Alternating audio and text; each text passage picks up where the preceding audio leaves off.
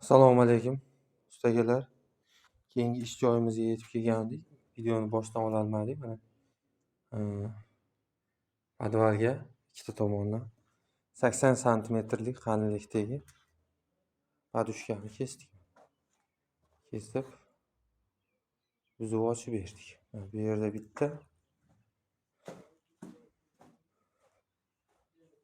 mana bu yerda bitta.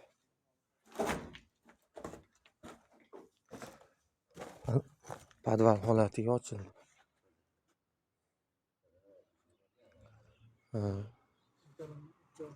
Ustakamiz o'zi suv chiqarar ekan vodiy bo'ylab. Nomeringizni aytib qo'ying. 90 562 4118.